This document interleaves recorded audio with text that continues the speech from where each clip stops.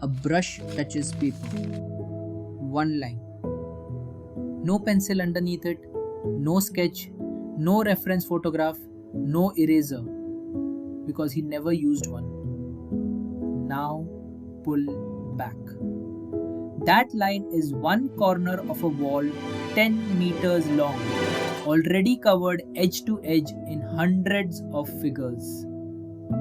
He started in that corner, and he had the whole thing in his head before he made a single mark. Jung Gi drew in public, on paper the size of a building. No projector, no grid, no guidelines, and no underdrawing of any kind. He would walk up to a blank surface, begin somewhere near one edge, and the image would spread outward like frost across a window. Cars in three-point perspective. Crowds of 40 people, every one of them doing something different. Machinery he had never photographed, seen from angles no photograph would give you. He worked standing, often for hours, with a brush pen in one hand and no visible plan. Sometimes he drew upside down, or started in the middle of a figure that had nothing around it yet, and let the rest of the scene grow to meet it. People filmed it because it did not look possible, and the explanation everyone reached for was photographic memory. That explanation is wrong. He said so himself. By his own account, he could recall only about 30 to 60% of the thing he was drawing. The rest he did not remember at all. He rebuilt it live from an understanding of how that kind of object is put together. He was not replaying a photograph in his head. He was reasoning in 3 dimensions. What he actually had, he called a library. Not a library of pictures, a library of how things are made. How a shoulder carries weight when an arm is raised. How cloth falls across a bent knee. How a heavy truck sits down on its suspension when it is loaded. How a crowd naturally arranges itself when nobody is telling it where to stand. Once you hold that, you no longer need the photograph. You can turn the object in your mind and draw it from underneath, or from behind, or from a meter away, because you are not remembering a picture, you are describing a thing you understand.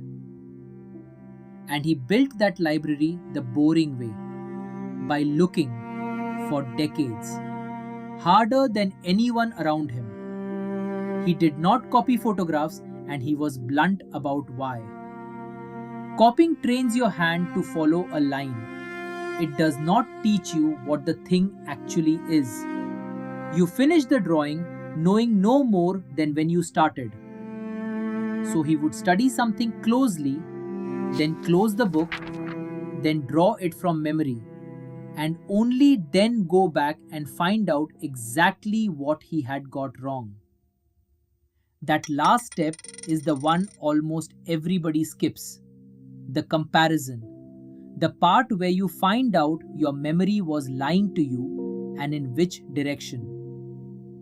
Do that 10,000 times and people start calling it a gift. Then there is the part of his story that people find strange. During his mandatory service in the Korean army, he often could not draw at all. No time, no paper, no privacy. So he practiced in his head. He stared at vehicles, at weapons, at uniforms, at the particular way men stand when they are exhausted. And he rehearsed the drawings mentally with no pen in his hand, sometimes for hours at a stretch. And when he finally got back to paper, the drawings had improved, which tells you where the skill actually lived. Not in the hand, in the seeing. Between 2007 and 2018, he published 6 sketchbook collections, thousands of pages. They are not a highlight reel, they are evidence. The same forms over and over, from every angle, for years, most of it never meant for an audience at all.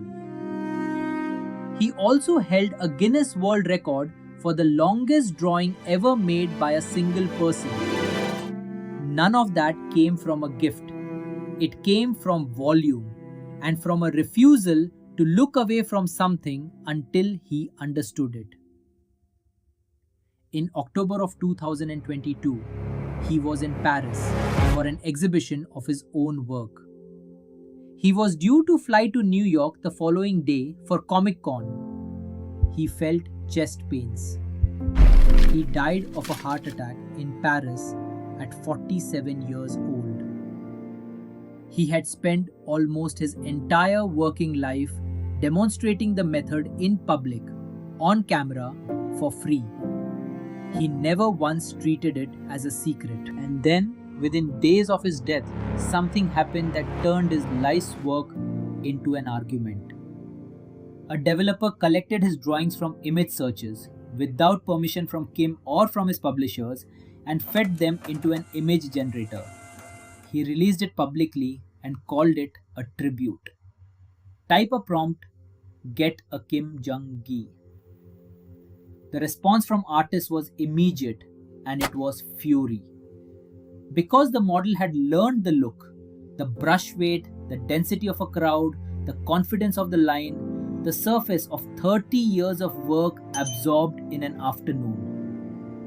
What it had not learned was the part that took the 30 years, the understanding underneath the line. A generator can produce a drawing that resembles his. It cannot stand in front of a blank 10-meter wall with nothing to copy and know what belongs there. And yes, this video was made with those same kinds of tools, which is precisely why the distinction is worth being careful about. Nothing you have seen here imitates his style, and nothing here was trained on his drawings. That was a deliberate choice, and it is the least he is owed. The question his death forced into the open is a simple one. When a machine can copy the surface of a skill in a day, what was the skill actually made of? In his case, the answer is not the drawings. It is 30 years of looking at ordinary things with more attention than they seemed to deserve. You cannot draw what you have never truly looked at. And the looking is the part you can start today, right now, without a pen, without paper, without permission.